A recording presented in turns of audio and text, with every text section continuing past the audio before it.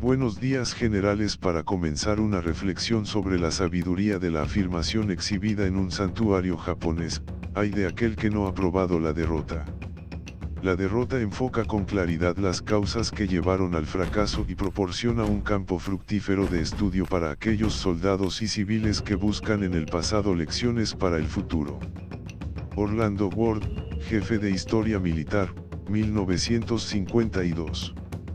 Horas después del ataque a Pearl Harbor, las fuerzas japonesas atacaron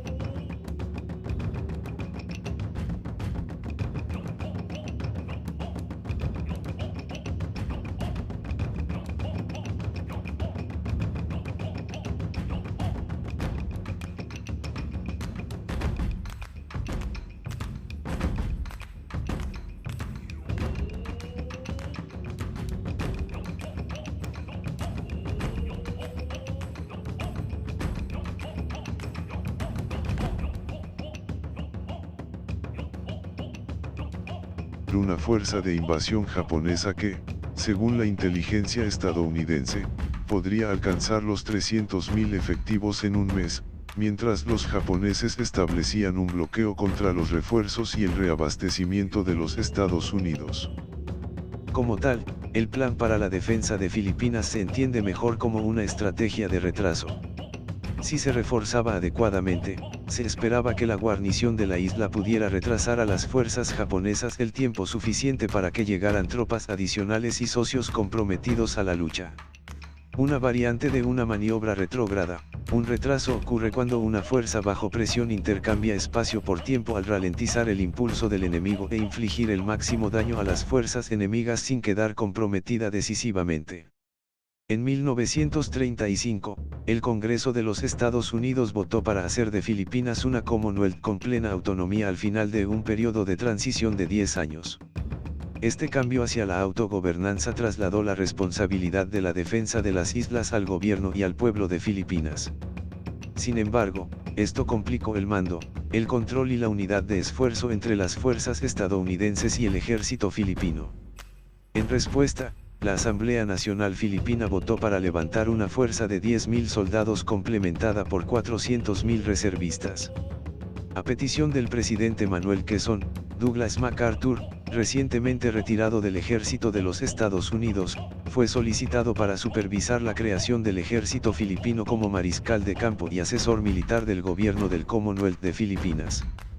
Desde el principio, MacArthur enfrentó serias dificultades en la formación y preparación de las fuerzas filipinas para el futuro. Con unos 65 idiomas hablados entre ellos, las tropas filipinas a menudo no podían comunicarse eficazmente entre sí ni con sus líderes. Además, la ausencia de escuelas para oficiales comisionados y no comisionados fue un obstáculo serio para estandarizar tácticas, técnicas y procedimientos en las diversas fuerzas. La grave escasez de armas, uniformes y alojamiento también obstaculizó el entrenamiento y la preparación del ejército filipino. Tales desventajas se vieron agravadas por la falta de vehículos militares y carreteras permanentes para transportar a los soldados, una característica particularmente ominosa para las fuerzas encargadas de llevar a cabo una maniobra de retraso, donde mantener una ventaja de movilidad sobre la fuerza atacante es un requisito necesario para el éxito. Estas dificultades se complicaron aún más por una infraestructura de comunicación militar que dependía en gran medida de sistemas civiles de teléfono y telégrafo poco confiables. Sin embargo, el ejército filipino no era la única unidad militar entrenando en Luzón antes del ataque japonés en 1941. El Departamento del Ejército de los Estados Unidos en Filipinas, bajo el mando del mayor general George Brunert, tenía su cuartel general en el fuerte William McKinley, con más de 22.000 soldados. Su unidad más grande, la División Filipina, estaba al mando del mayor general Jonathan M. Wainwright y dirigida por oficiales estadounidenses. Aunque originalmente se pretendía que estas dos fuerzas operaran de manera independiente, las fuerzas estadounidenses bajo el mando de Brunert y el ejército filipino bajo el mando de MacArthur comenzaron ejercicios de entrenamiento conjunto en julio de 1941, a medida que la guerra con Japón parecía más probable. Un miembro de la Alianza del Eje había trasladado unidades militares a la Indochina francesa y asumido el estatus de protectorado sobre el territorio. Para los dos generales, este movimiento indicaba que los japoneses podrían estar preparándose para realizar operaciones ofensivas adicionales en el sudeste asiático y el Pacífico Sur. Dicen que los problemas siempre vienen de a tres. Echa un buen vistazo a este trío y recuerda bien sus caras. Si alguna vez te los encuentras, no dudes en actuar. Los analistas de inteligencia evalúan las acciones de los adversarios y la postura de sus fuerzas para determinar su intención e identificar indicios que puedan usarse como advertencia de un ataque inminente. Estos indicios y advertencias están vinculados a líneas de tiempo que informan a los comandantes cuánto tiempo queda antes de que un adversario sea capaz de atacar y qué curso de acción es probable que siga. Estas líneas de tiempo permiten establecer un marco de planificación y respuesta para reaccionar de acuerdo con la gravedad de los indicios y el curso de acción estimado del enemigo. Los comandantes pueden entonces ejecutar medidas para disuadir al enemigo de continuar con actos hostiles, al mismo tiempo que posicionan a las fuerzas amigas para responder si la disuasión falla. La ocupación de la Indochina francesa provocó una respuesta de los Estados Unidos diseñada para frenar una mayor agresión por parte de Japón. Tras congelar todos los activos japoneses en Estados Unidos, el presidente Franklin Roosevelt detuvo los envíos de caucho, hierro y combustible a Japón, y comenzó a planear el refuerzo militar de Filipinas. Las acciones del presidente Roosevelt, diseñadas para disuadir una mayor agresión japonesa en la región, son ejemplos de opciones flexibles de disuasión, FDOS, por sus siglas en inglés. Las FDOS se establecen para disuadir acciones antes o durante una crisis, y pueden usarse para preparar futuras operaciones. Se desarrollan y ejecutan utilizando cada instrumento del poder nacional, diplomático, informativo, militar y económico, pero son más efectivas cuando se utilizan en conjunto. Las FDOS proporcionan opciones para los tomadores de decisiones durante crisis emergentes, permitiendo aumentos graduales de presión para evitar provocar inadvertidamente un combate a gran escala, al tiempo que permiten a los líderes desarrollar la situación y obtener una mejor comprensión de las capacidades y las intenciones del adversario. Para compensar la falta de equipo actualizado y personal bien entrenado, el plan de MacArthur dependía en gran medida de una estrecha integración con las fuerzas filipinas. Reclamando a todas las 10 divisiones del ejército filipino de la reserva para entrenamiento y reequipamiento, las organizó en 5 fuerzas distintas. La Fuerza del Norte de Luzón, bajo el mando del mayor general Wainwright, defendía áreas estratégicamente importantes de Luzón, incluidas las únicas playas lo suficientemente anchas y profundas como para permitir un desembarco anfibio a gran escala. La Fuerza del Norte de Luzón también tenía la responsabilidad de defender la península de Bataan, el área designada por el Plan de Guerra Naranja como punto de repliegue en caso de que la invasión japonesa resultara imparable. Organizativamente, la Fuerza del Norte de Luzón estaba compuesta por el 26º Regimiento de Caballería montado a caballo y el primer batallón del 45º Regimiento de Infantería, ambos completamente equipados y entrenados como scouts filipinos. Estas unidades estaban acompañadas por 2 baterías de artillería de 155 milímetros y una batería de cañones de montaña de 2,95 pulgadas. 3 divisiones de infantería del ejército filipino, la 11ª, la 21ª y la 31ª, completaban el mando de Wainwright. MacArthur planeaba apoyar a la Fuerza del Norte de Luzón con la 71ª División de Infantería Filipina, mantenida en reserva en Manila. Esta división solo podía ser liberada con el permiso de MacArthur. Después de la guerra, Wainwright recordó la situación cuando asumió el mando de la Fuerza del Norte de Luzón. Déjame darte un ejemplo del estado de entrenamiento de las divisiones del ejército filipino en vísperas del ataque. Los soldados de infantería recibieron un promedio de 3 a 4 semanas de entrenamiento antes de ser enviados al combate. Los ingenieros no recibieron ningún entrenamiento. La artillería nunca disparó un tiro de práctica, de hecho, su primer disparo fue dirigido de manera general hacia el enemigo que se aproximaba. La infantería no tuvo prácticas de combate, entrenamiento en combate, ni entrenamiento adecuado con rifles o ametralladoras. Las divisiones no tenían un complemento completo de artillería y no contaban con medios de transporte para moverla. En realidad, apenas contaban con transporte para cualquier propósito. Las divisiones estaban gravemente subequipadas, faltaba munición y carecían de granadas de mano, munición para ametralladoras de calibre .50 y morteros de infantería. El comando estaba extendido en un área de 75 millas de norte a sur y 100 millas de este a oeste, pero el único medio de comunicación con las diversas divisiones era a través de las líneas telefónicas públicas. La Fuerza del Sur de Luzón, comandada por el general de brigada George M. Parker Jr., era responsable de defender una zona que abarcaba desde la capital, Manila, hasta el extremo sur de Luzón. Sus fuerzas estaban compuestas por 2 divisiones de infantería del ejército filipino, la 41ª y la 51ª, que se encontraban en la misma situación de escasez de entrenamiento y equipo que la Fuerza del Norte de Luzón. Estas divisiones fueron complementadas por una batería del 86º Regimiento de Artillería de Campo de los Scouts filipinos. La tercera fuerza de MacArthur estaba organizada para defender el área de las Islas Visayas y Mindanao, bajo el mando del general de brigada William F. Sharp, e incluía 3 divisiones de infantería del ejército filipino, la 61ª, la 81ª y la 101ª. La Fuerza de Defensa del Puerto, bajo el mando del mayor general George F. Moore, era la 4ª fuerza de MacArthur y estaba compuesta por 4 regimientos de artillería costera y un regimiento de artillería de defensa aérea. La 5ª y última fuerza, ubicada al norte de Manila, era la fuerza de reserva bajo el mando directo de MacArthur, junto con el cuartel general. Las fuerzas operativas de la reserva estaban listas para ser desplegadas según las órdenes del alto mando. Consistía en la 91ª División Filipina y la División de Filipinas de Estados Unidos, que estaba compuesta por 3 regimientos de infantería, y la artillería divisional también incluía el primer grupo provisional de tanques, formado por 2 batallones de tanques. El mando del general MacArthur también contaba con la Fuerza Aérea del Lejano Oriente, comandada por el general de división Lewis H. Brereton, que en diciembre de 1941 tenía la mayor concentración de aeronaves del Cuerpo Aéreo del Ejército fuera de los Estados Unidos continentales. El apoyo logístico, que incluía alimentos, municiones, armas y suministros médicos, fue transferido desde depósitos en Betán y la isla de Corregidor y distribuido a cada fuerza defensiva.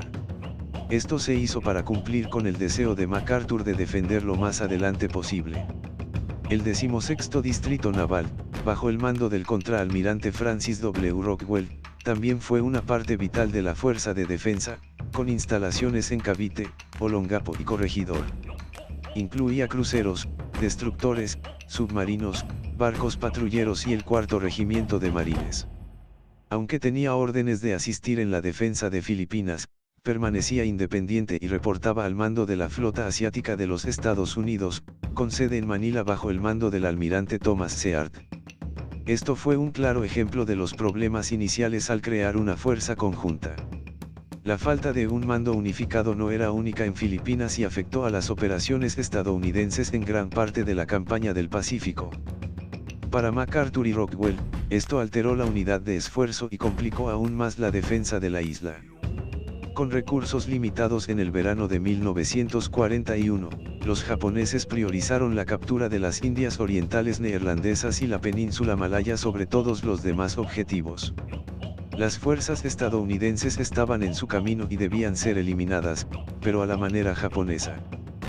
Para llevar a cabo esto, entendieron que era necesario neutralizar las fuerzas navales estadounidenses estacionadas en Pearl Harbor y abordar la amenaza que representaban el poder naval y aéreo de Estados Unidos en las Filipinas. Decidiendo sobre sus planes de ataque finales a mediados de noviembre, el cuartel general imperial japonés asignó al teniente general Masuaru Oma y su 14º ejército la tarea de conquistar las Filipinas. El ejército del teniente general Oma estaba compuesto por las 16ª y 48ª divisiones de infantería, aumentadas con regimientos adicionales de blindados y brigadas de artillería de montaña. Aunque se llamaban regimientos, los regimientos de blindados japoneses eran equivalentes a los batallones de blindados estadounidenses, y los tanques japoneses eran de mala calidad, siendo su tanque mediano más pequeño que el tanque ligero M3 Stuart estadounidense.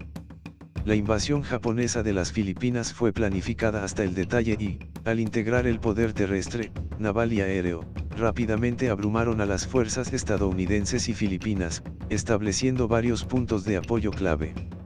Los planes japoneses preveían la destrucción completa de la Fuerza Aérea del Lejano Oriente y la captura de varios campos de aviación clave en toda la cadena de islas.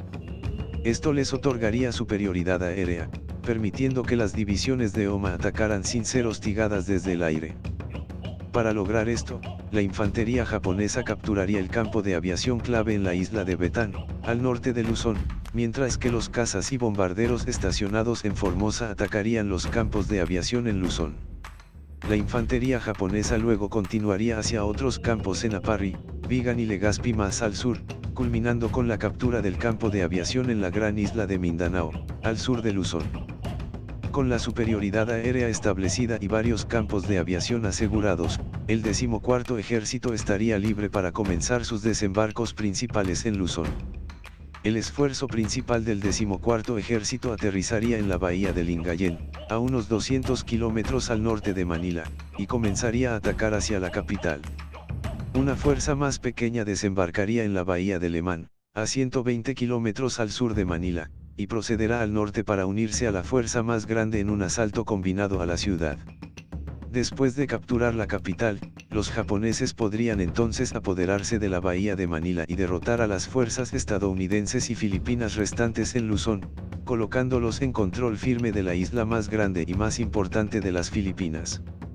El ataque a Pearl Harbor marcó el inicio de la invasión de las Filipinas. El cuartel general de la flota asiática en Manila fue el primero en ser notificado a las 0:30 horas, hora local, del 8 de diciembre. Sin embargo, el general MacArthur no fue informado del evento hasta una hora más tarde, cuando su jefe de personal escuchó la noticia por la radio. MacArthur inmediatamente puso a sus tropas en alerta. Estaban atacando 4 meses antes de lo que las estimaciones de inteligencia predecían.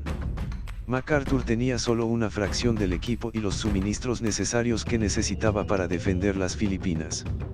A medida que los japoneses comenzaban su invasión, la mayoría de los soldados de MacArthur, y en particular las tropas del ejército filipino, carecían incluso de las necesidades más básicas, desde botas y cascos, hasta rifles y municiones utilizables.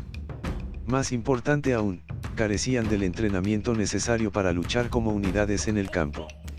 En contraste, las fuerzas japonesas estaban mejor entrenadas y bien equipadas, con unidades que tenían experiencia en el campo de batalla obtenida durante la guerra sino-japonesa en curso.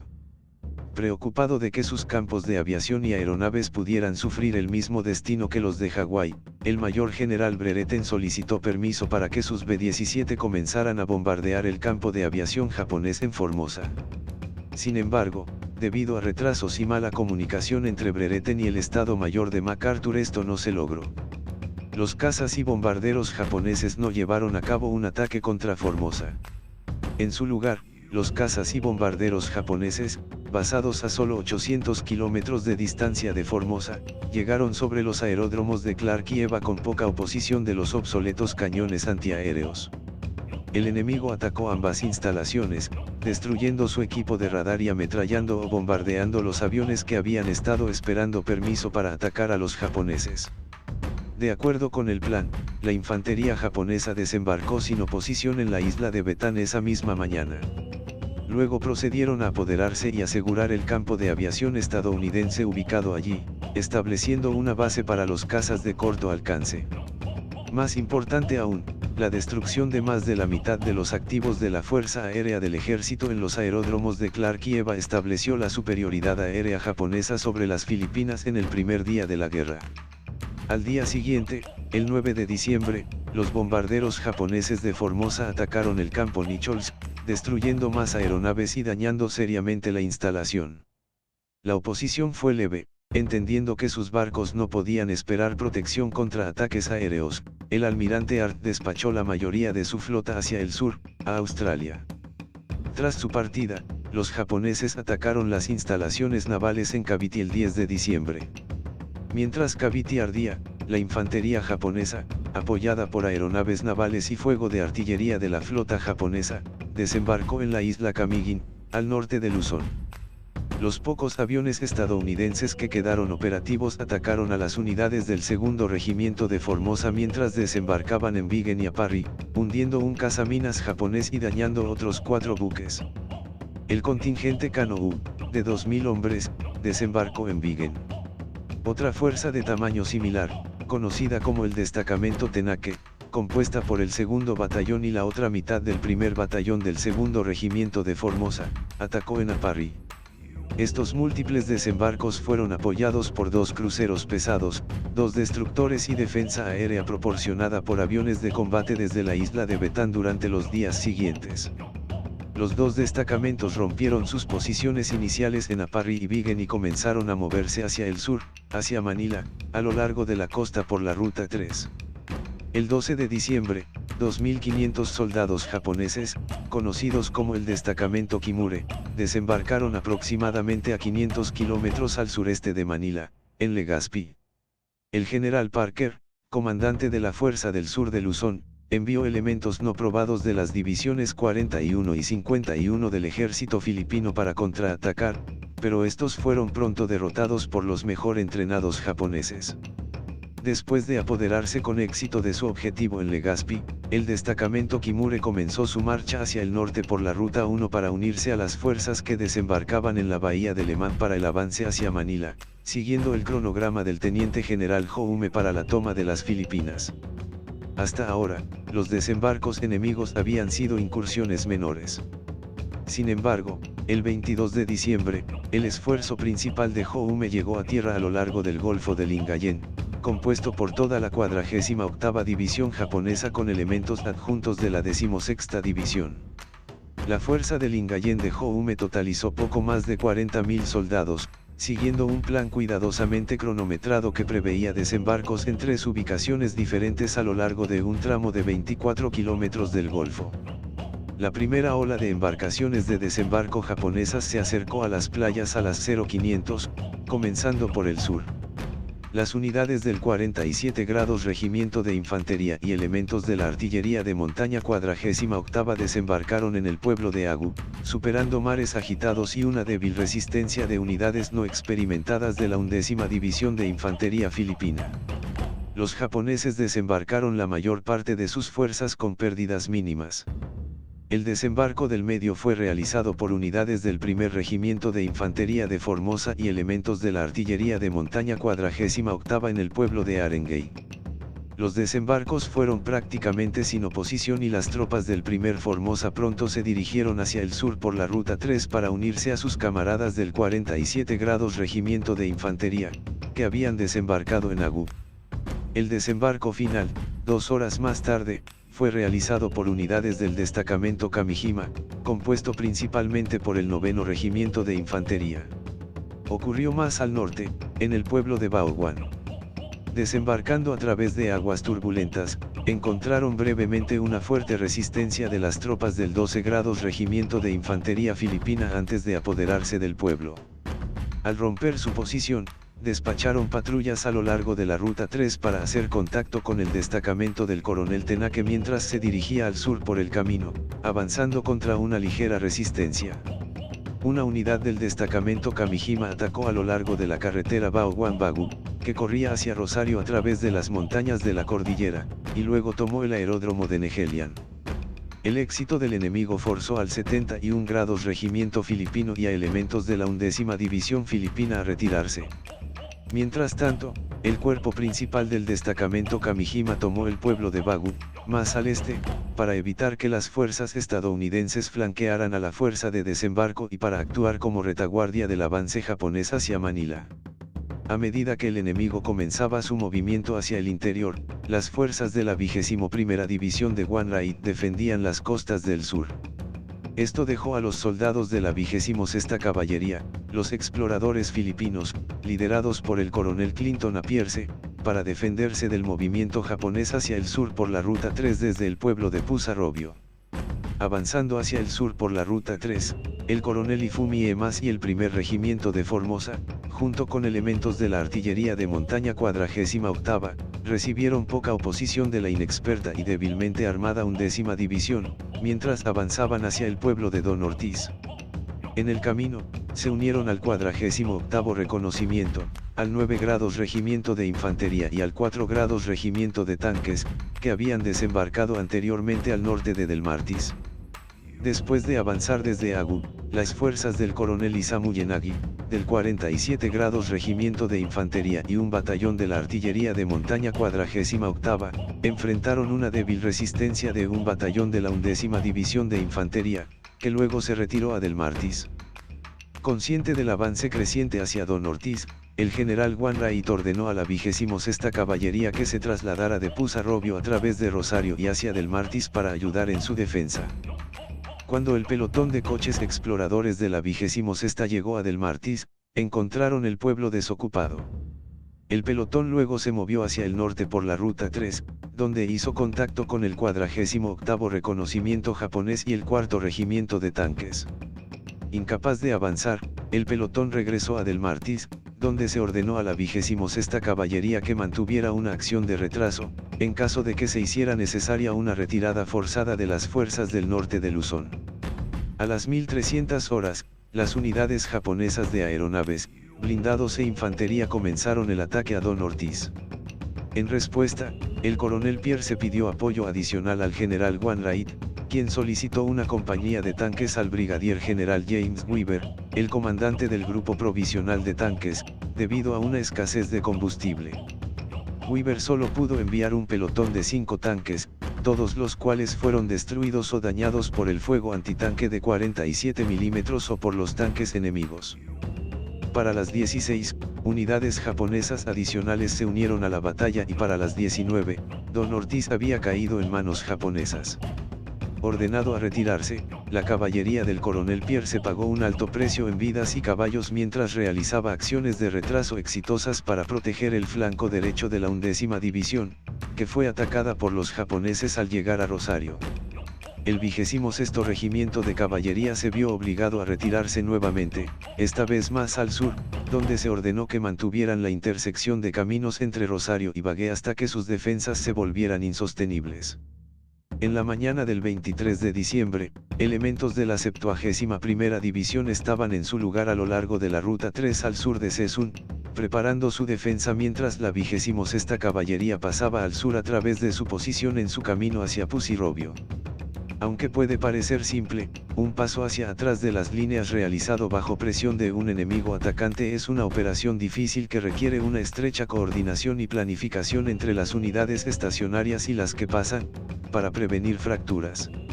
El paso ferroviario hacia atrás de las líneas también es importante, habilitando operaciones para un retraso u otra retrogradación, manteniendo el contacto con el enemigo mientras se permite la recuperación de fuerzas de seguridad u otras fuerzas en el frente. Aunque es similar en planificación y ejecución a un paso hacia adelante de las líneas, un paso hacia atrás de las líneas es más difícil, ya que el enemigo probablemente tiene la iniciativa y los soldados que pasan hacia atrás a menudo están fatigados y desorganizados por la batalla. Las fuerzas amigas también pueden ser más difíciles de reconocer porque el enemigo puede estar mezclado con ellas. Para mitigar estos problemas, las unidades que pasan y las estacionarias colocalizan sus puestos de mando y acuerdan medidas de control claramente definidas, a menudo restrictivas. Identifican una línea de entrega de batalla para delinear el área que el comandante de la unidad estacionaria asumirá el control una vez que 2/3 de la fuerza que pasa hayan cruzado. Coordinan los fuegos y aseguran que la fuerza estacionaria sea capaz de proporcionar apoyo de fuego indirecto para la fuerza que pasa hacia atrás. Finalmente, si hay tiempo disponible, las unidades reconocen los puntos de contacto, los puntos de paso, los carriles y las áreas de reunión que la unidad que pasa utilizará para cruzar la fuerza estacionaria. También identifican cualquier obstáculo y las posiciones de batalla amigas en el área de operaciones. El paso hacia atrás de las líneas comienza cuando la unidad que pasa se enlaza con los guías de la unidad estacionaria en los puntos de contacto predeterminados. Los guías luego conducen a la fuerza que pasa hacia los puntos de paso y a lo largo de los carriles a través de la fuerza estacionaria. El orden de marcha suele ser unidades de sostenimiento primero, seguidas por el puesto de mando principal, unidades funcionales como ingenieros y, finalmente, unidades de combate. Si la fuerza enemiga continúa presionando su ataque durante el paso, la unidad que pasa controla la batalla mientras la unidad estacionaria monitorea el paso de líneas hasta que ocurra la entrega de la batalla. Una vez que la unidad que pasa entrega el control de la batalla a la unidad estacionaria inicia y despeja las llamadas para todos los fuegos delante de su ubicación. Mientras el 26º Regimiento de Caballería ejecutaba su paso hacia atrás de las líneas, la 91ª División, que había sido recientemente adjuntada a la Fuerza de Luzón del Norte y mantenida en reserva, envió el equipo de combate del 91º Regimiento para reforzar la 71ª División, ocupando una posición justo al norte de Pusirobio a lo largo de la carretera. El primer ataque de la mañana fue realizado por el 47º Regimiento de Infantería japonés contra la 71ª División, cuya artillería detuvo su avance hasta el mediodía. Reforzados por los regimientos de reconocimiento 48º y el 4º de tanques, los japoneses dirigieron apoyo aéreo cercano a sus posiciones, forzando a la 71ª División a retroceder a una línea frente al pueblo de Pusirobio, donde debían enlazarse con el equipo de combate del 91º Regimiento, que ya estaba en su lugar. Después de una apresurada reunión de los comandantes estadounidenses, se ordenó al 26º Regimiento de Caballería retirarse a Benilonen y establecer un puesto de avanzada para que la división retrocediera a través de él, si fuera necesario. Los japoneses entraron en el pueblo de Sison alrededor de las 19 mientras el 26º Regimiento de Caballería se movía al sur y el equipo de combate del 91º preparaba su defensa fuera de Pusirobio. Más tarde esa misma noche, los japoneses atacaron al 91º y aseguraron el pueblo, colocándolos en posición para apoderarse de los puentes críticos sobre el río Agno al sur. El general Wainwright, reconociendo el abrumador ritmo del avance japonés, se dio cuenta de que el plan de MacArthur para repeler al enemigo en las playas de Luzón ya no era viable. Con la intención de fortalecer su flanco derecho el tiempo suficiente para preparar un contraataque, solicitó permiso a la sede de Yusafi para dirigir a sus soldados a retirarse detrás del río Agno. con su solicitud aprobada y mientras preparaba su plan de ataque, recibió una llamada de la sede notificándole que MacArthur había desechado su plan de defensa y había puesto en efecto el plan de guerra original, el Plan Naranja. Wainwright escribió más tarde en sus memorias que fue una amarga píldora por tragar, ya que el plan de guerra naranja número 3 significaba el último recurso, la desesperada retirada planificada hace mucho tiempo hacia Betán. No era todo, MacArthur estaba a punto de dejar Manila y llevar su sede a Corregidor. El mundo del soldado es donde está luchando, el mío se estaba desmoronando. Wainwright no podía saber en ese momento, pero la decisión de MacArthur de volver al plan de guerra naranja y retroceder a Betán perturbaría lo suficiente el cronograma de Joume como para retrasar los planes de guerra japoneses en todo el Pacífico Sur. La víspera de Navidad llegó con el desembarco de la fuerza japonesa de Lemán Bay, a 322 kilómetros al sur de la bahía de Lingayen, bajo el mando del teniente general Susumu Morioka. Desembarcando con 7.000 soldados de la 16ª División en 3 ubicaciones diferentes, no podrían haber elegido un mejor momento para atacar. Tras haber sido denegada la autorización para mover cualquier artillería que defendiera el enfoque occidental de Manila, la fuerza de Luzón del Sur también estaba en proceso de reubicar sus fuerzas de maniobra cuando los japoneses comenzaron a aterrizar. El primer ataque se produjo en Melbourne, donde elementos del primer regimiento de la primera división regular filipina defendieron contra el enemigo al establecer un fuego de inflado efectivo. Para las 8:30, los japoneses habían tomado Malben y forzado a los defensores a retroceder 8 kilómetros hacia el oeste. Allí defendieron vigorosamente su posición, retrasando el avance adicional del enemigo. Más al sur, en el pueblo de Sion, la segunda fuerza de desembarco llegó a 0700 y encontró poca resistencia. Los japoneses luego dividieron sus fuerzas, avanzando elementos a lo largo del ferrocarril de Manila hacia la bahía de Tayaba, mientras otras unidades se movían al sur para enlazarse con el destacamento Kimure, que marchaba por la ruta 1 a lo largo de la bahía de Sumalón. La tercera y principal fuerza de desembarco llegó a tierra al sur de Antimonín, donde se enfrentó con la compañía del 52º Regimiento de Infantería de la 51ª División Filipina. Los japoneses tomaron el pueblo a las 11. Una unidad de reconocimiento japonesa, apoyada por bombardeos ligeros, también avanzó para apoderarse de la localidad de Malijeva. Los ataques sostenidos de aviones enemigos obligaron a los defensores a retirarse de la aldea y establecer posiciones defensivas a 6.4 kilómetros al oeste, cerca del pueblo de Binian. Para la tarde del 24, mientras aún intentaban retrasar el avance del enemigo a lo largo de la ruta 1 hacia Pillau, los defensores fueron abrumados y retrocedieron bajo la cobertura de la oscuridad. El día terminó con MacArthur ordenando al general Parker, comandante de la Fuerza de Luzón del Sur, que organizara la fuerza de defensa de Betán y preparara las defensas de la península. El 24 de diciembre fue un día difícil para la Fuerza de Luzón del Norte también.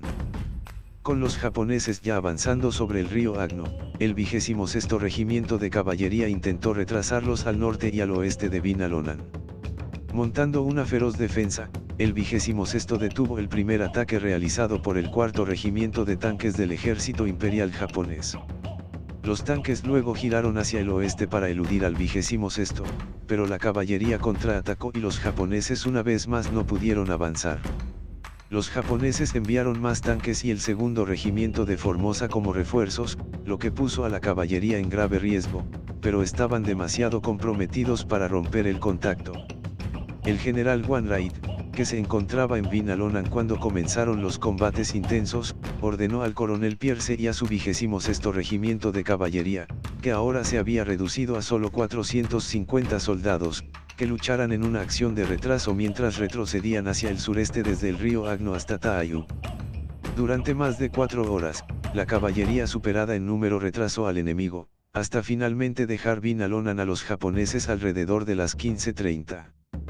Para el final de la víspera de Navidad de 1941, las fuerzas japonesas de la bahía de Lingayen y la bahía de Limón habían establecido sus cabezas de playa, asegurado sus objetivos iniciales y estaban en posiciones al norte y al sur para avanzar sobre Manila y un puerto estratégicamente importante. Yo, el silbador, sé muchas cosas porque camino de noche. interrumpimos nuestro programa previamente programado para traerles este importante boletín de noticias. Los soldados japoneses han tomado el control de la capital de Filipinas, Manila, y están marchando contra nuestras fuerzas restantes atrincheradas en Bataan. Como resultado, el presidente Roosevelt ha ordenado al general Douglas MacArthur que abandone el territorio de inmediato. Sin la capacidad de enviar suministros y refuerzos o rescatar a los soldados que quedan atrás, ahora dependen más que nunca de sus habilidades y valentía para sobrevivir.